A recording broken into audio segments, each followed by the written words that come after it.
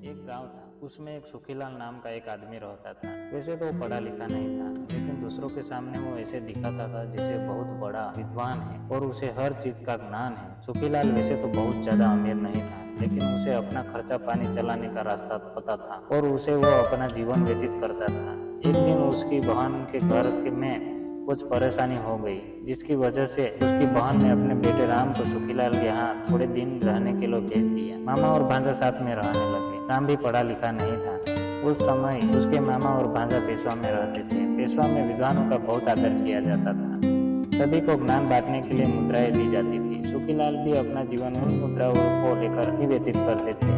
एक दिन सभी विद्वानों को महल में राजा के सामने उपस्थित होने को कहा गया। सभी विद्वान वहां जाकर उपस्थित हुए। सभी ने अपने अपने स्थान ग्रहण किए और मुद्राएं लेने की चाह में सुखीलाल भी अपने भांजे राम के साथ महल में चले गए। राम बहुत ही भोला भाला बालक था। उसे झूठ बोलना पसंद नहीं था। वो हमेशा सच की राह पे चलता था। जब सुखीलाल उसे महल लेके गया तो उसने जाने से मना कर दिया, लेकिन सुखीलाल ने जोर जबरदस्ती से राम को महल में आने के लिए मना लिया। जब राजा सभी को मुद्राएं दे रहे थे तो सभी अन्य विद्वान पंक्ति में खड़े होकर अपनी बारी का इंतजार कर रहे थे। राम ने अपने मामा से कहा कि यहाँ से चलिए, यहाँ मुझे कुछ ठीक नहीं लग रहा। अगर कुछ गड़बड़ हुई तो हमारी बहुत बेइज्जती होगी। लेकिन सुखीलाल ने उसकी एक न मानी। वो राम से कहने लगा कि मेरी जिंदगी इसी से चलती है। तुम्हें खाना भी उन्हीं मुद्राओं से मिलता है। अगर मैं ये नहीं लूंगा तो क्या खाएंगे और कैसे रहेंगे। राम ने फिर भी अपने मामा को बार बार समझाने का प्रयास किया। झूठ बोलकर मुद्राएं लेना सही नहीं है, हमें यहाँ से जाना चाहिए। मामा ने दांत दांत झपट कर भांजे को चुप करा दिया।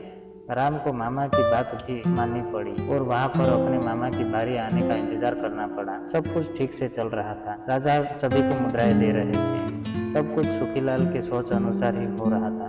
धीरे धीरे सुखीलाल की बारी आने वाली थी कि तभी वहां अचानक पेशवा के प्रतिनिधि आ गए। उन्हें देखकर सुखीलाल थोड़ा डर गया, लेकिन फिर भी वो वहां से गया नहीं। अपनी बारी का इंतजार करने लगा। जब सुखीलाल की बारी आई तो उसने देखकर प्रतिनिधि ने उससे पूछा कि आप इस विषय में ज्ञाता है, मैं आपको पहचाना नहीं।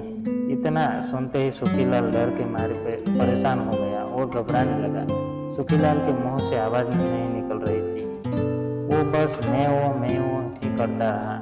इतना सुनकर प्रतिनिधि समझ गया कि ये अनपढ़ है और सिर्फ मुद्राओं की लालच में यहाँ आया हुआ है। पेशवा के प्रतिनिधि ने कहा कि ये बहुत लज्जा की बात है कि लोग चंद मुद्राओं के लिए सभी को बेवकूफ बनाते हैं और पढ़ाई का भी मजाक उड़ाते हैं।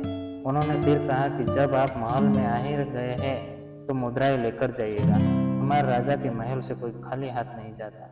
हम भीख के रूप में तुम्हें मुद्राएं दान करते हैं। भरी सभा में सुखीलाल की बहुत बेइज्जती हुई। अगर उसने राम की बात मान ली होती तो शायद उसके साथ ये सब ना होता और वो